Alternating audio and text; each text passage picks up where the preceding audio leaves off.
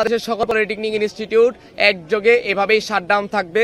Academic ভবন, প্রশাসনিক ভবন সহ সকল প্রকার কার্যক্রম ক্যাম্পাসে বন্ধ থাকবে।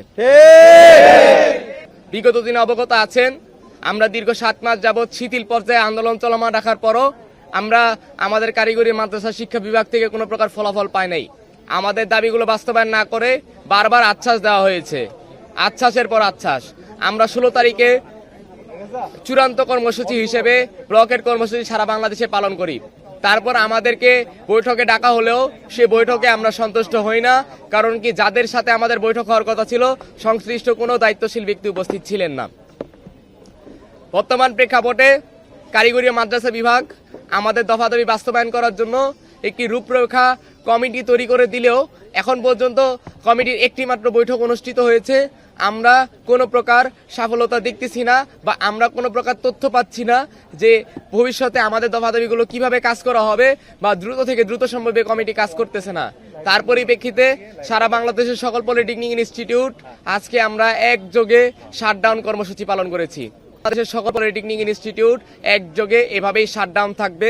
একাডেমিক ভবন, প্রশাসনিক ভবন সহ সকল প্রকার কার্যক্রম ক্যাম্পাসে বন্ধ থাকবে। বান্ডেল থাকলে প্রতি সেনমানিতে টাকা বাঁচবে। বিকাশ সেনমানি বান্ডেল কিনে জিতুন প্রতি লেনদেনে। এই বিষয়ে যদি কথা বলতে হয়, এই বিষয়ে কথা বলতে গেলে অবশ্যই আমি একটা কথা বলতে চাই। এখানে কারিগরি শিক্ষার্থীরা প্রত্যেক বছর ডিপ্লোমা ইঞ্জিনিয়ারিং এ সরকারি বেসরকারি মিলে প্রায় 2 লক্ষ শিক্ষার্থী ভর্তি হয়। এই 2 লক্ষ শিক্ষার্থীরা এখানে আসে 10ম গ্রেডে চাকরি করার জন্য উপসহকারী প্রকৌশলী পদে। তারা উচ্চশিক্ষার তাদের যে অধিকার সেটা তাদের নিশ্চিত নাই, কারণ ডুয়েটে ইতিমধ্যে 800 সিট আছে।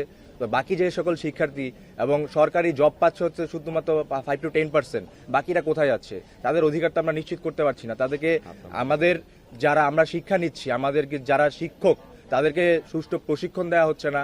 আমাদের টেকনিক্যাল টিচার্স ট্রেনিং কলেজ, সেখানে কোর্সের কোনো মানসম্মত রূপরেখা নেই। আমাদের তো অধিকারই নিশ্চিত হচ্ছে না। এখন কথা হচ্ছে, আমি 4 বছর ডিপ্লোমা ইঞ্জিনিয়ারিং পাশ করলাম, আমার এখানে দক্ষতা ভিত্তিক কার্যক্রম করার কথা, আমার 60% প্র্যাকটিক্যাল হওয়ার কথা, যেখানে আমার ক্রাফট ইনস্ট্রাক্টর, ল্যাব অ্যাটেন্ডেন্ট যারা, তারা আমাকে শিক্ষা আমাকে হেল্প করতে পারছে না, আমাদের সাথে কোঅপারেট করে কাজ করতে পারছে না। তা আমি এখানে যদি শিক্ষিত, আমার যদি পেশাগত দক্ষতা যদি আমি উন্নয়ন না করতে পারি, আমার তো সার্টিফিকেট নিয়ে কোনো লাভ হচ্ছে না। আমার দিন শেষে সেই সার্টিফিকেট নিয়ে ঝালমুড়ি খাওয়া ছাড়া কোনো উপায় নেই। কারণ আমার একজন টেকনিক্যাল এডুকেশনাল স্টুডেন্ট যারা, সে 3 মাসও যদি দক্ষভাবে কাজ করে বা কাজ শিখে, তার সার্টিফিকেটের প্রয়োজন নেই, তার দক্ষতাই তার শক্তি। আমাদের 6টা দাবির মধ্যে যে সকল দাবি জরুরি ভিত্তিতে আমরা মনে করতেছি প্রয়োজন, সেটা হলো আমাদের 1 নং দাবি, যেখানে জুনিয়র ইন্সট্রাক্টর পদে ক্রাফট ইন্সট্রাক্টরদের যে অবৈধ পদোন্নতি রায় আছে সেটা বাতিল করতে হবে। যারা এই মামলার সাথে জড়িত তাদের বিভাগীয় তদন্তের ব্যবস্থা করতে হবে। এছাড়াও ক্রাফট ইন্সট্রাক্টর যে পদবিটা আছে সেই পদবীর নাম পরিবর্তন করে অফিস সহকারী বা অন্য কোনো যৌক্তিক যে নাম দেওয়া যায় ল্যাব সহকারী, সেই নামটা প্রণয়ন করতে হবে। নিয়োগ বিধি যে আছে, আমাদের নিয়োগ বিধি সংশোধন করতে হবে। ক্রাফট ইন্সট্রাক্টরদেরকে অবশ্যই যারা এইচএসসি ভোগ অথবা এইচএসসি ভোকেশনাল থেকে আসতেছে তাদেরকে এই পদগুলোতে পদায়ন করার ব্যবস্থা করতে হবে। বান্ডেল থাকলে প্রতি সেনমানিতে টাকা বাঁচবে। বিকাশ সেনমানি বান্ডেল কিনে জিতুন প্রতি লেনদেনে। আমরা ক্রাফট ইন্সট্রাক্টরদের পদোন্নতির বিরুদ্ধে না, কিন্তু তাদেরকে যাতে তাদের লাইনে বা তাদের সেক্টরে পদোন্নতি দেওয়া হয় 11 গ্রেড পর্যন্ত, সেই বিষয়টা নিশ্চিত করতে হবে নিয়োগ বিধিতে। এই জিনিসটা হলো আমাদের ইমার্জেন্সি। আর দ্বিতীয় যে ইমার্জেন্সি বিষয় রয়েছে সে বিষয়টা হচ্ছে যে আমাদের যে এই বোর্ড কেন্দ্রিক যে বিষয়গুলো রয়েছে, যে কোনো বয়সে আমাদের কারিগরি সেক্টরে ভর্তি হতে পারতেছে, আমাদের কারিকুলাম আন্তর্জাতিক মানের হচ্ছে না, এই সকল বিষয় আমরা ইমার্জেন্সি মনে করতেছি।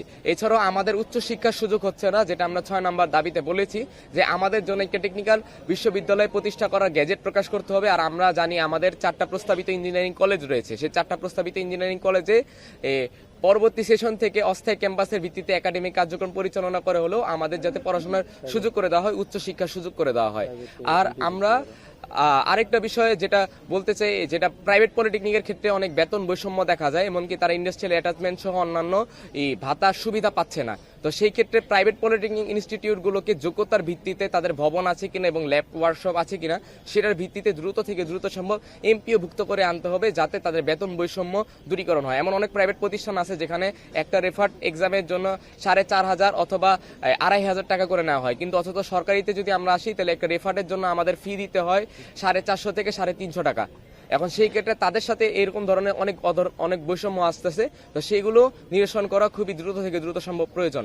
আর আমরা মনে করতেছি যে আমাদের যে কারিগরি সেক্টর যদি আমরা আসলে জীবিত রাখতে চাই, এই ডেমোগ্রাফিক ডিভিডেন্ডের সময় যদি আমরা চাই আমাদের দেশটা এগিয়ে যাক, তো সেই ক্ষেত্রে কারিগরি উচ্চশিক্ষা মন্ত্রণালয় প্রতিষ্ঠার বিকল্প নাই, এই জিনিসটা করতেই হবে।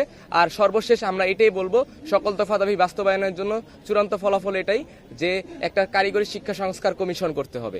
এই কমিশন এই বিষয়গুলো দ্রুত থেকে দ্রুত বাস্তবায়ন করার এখতিয়ার রাখবে।